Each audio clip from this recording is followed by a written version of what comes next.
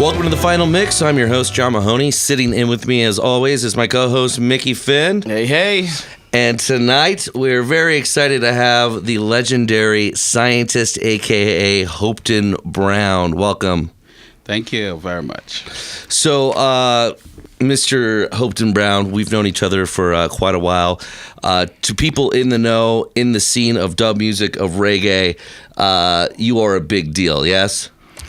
Thank you very much again. Yes, he's nodding profusely. He is a big deal. So, born and raised Kingston, Jamaica. Kingston, Jamaica. Yeah. Father, a television repairman. Yeah. And from there, how does that segue into you working with Tubby? King Tubby. All right. I got introduced to electronics through my dad, who was a TV repairman. So in my younger years, I was learning, how to build amplifiers. And I would build the amplifier, and I noticed when I play like rock and roll, American music through it, music from other parts of the world, the amplifier would perform normal. And one day I got this record named Roots of Dub, King Tubby's first dub album. And when I start to play my normal working amplifier, I find that the amplifier started, act abnormal. So I became interested, what about this record? Why only when I play this record, the amplifier started crap out? So I consulted with senior technicians, and asked them, if you could explain what's going on. And they all pointed out that, that's whenever you get an album from King Tubby's, and if you really want to find out if the amplifier is going to hold up all night, if it can play a King Tubby's record and doesn't crap out, then your amplifier is working. I was like, wow. All right. So you were playing along to King Tubby's record. Yeah, that on your was guitar. That was my first introduction to Tubby's building amplifiers. Then the Roots of Dub album became my favorite test album for when I finished building an amplifier. Is there any technological explanation why that happened? Yes. Well, what I get to find out later on is that I want everybody. I don't want anybody to make any mistakes about this. Here's what happened. Back in 1970s, right? Everybody was learning how to record. America was learning how to record. Jamaica was learning how to record. But the difference is the frequency response that reggae had at that time was much wider. You find back in the 70s, the extreme lows wasn't there on any of the records, and the extreme highs wasn't there. When King Tubby started was to put out that Roots of Dub album. If you listen to that album until today, you can distinctly hear the hi-hat coming through. And so what ended up happening is after you build an amplifier and you use the test instrument to test it, that's on the test instrument. But in the real world where people going to be playing, real loud cymbals and that flying cymbals and the hi-hat, it had a different effect on the amplifiers that none of us wasn't aware of. And this is tube amps you're talking about, right? Yeah, but even with tube amps. And what year are we talking here? In the 79s going into the 80s. Okay. And there was no real way how to test these speakers either, because the way how the music was being mixed, it didn't have the full bandwidth to accurately test what it's going to sound like. All right. So I had a friend that was doing a welding job on King Tubby's building, and recommended that it would be a good idea to meet King Tubby's because he's also an electronic engineer, and all this fascination that you have in your head about building a recording console and studio and all of that. I think King Tubby's would be a good place for you. So I went there, met with him, and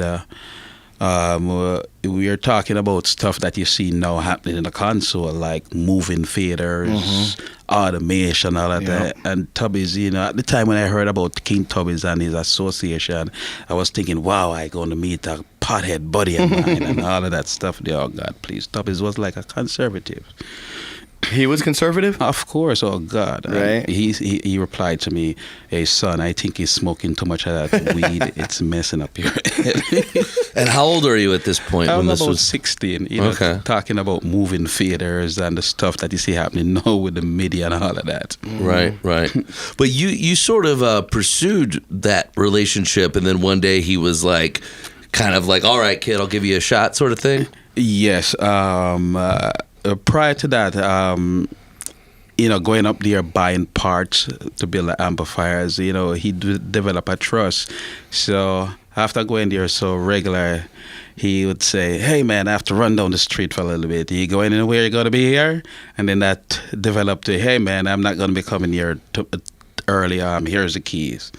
And that progressed into, being there as a technician, repairing. So you were kind of filling in for him when he was... Yeah, when he's busy. Right, We develop a trust, and he always tell me, no, man, them guys there, to get to mix a record, it was hard because I was a kid. Who's going to trust a 16-year-old kid who never mixed a record in his life? But you were there. You hear that, kids? I mean, anybody who has got a story like this, or anybody even, take our former guest Tom Zutat, myself, you start in the mailroom, you start at the bottom, you start fetching coffee, and eventually you kind of get more and more responsibility, and next thing you know... Yeah, I worked my way up. And you were pursuing, in your own time, learning about studio gear and how things work.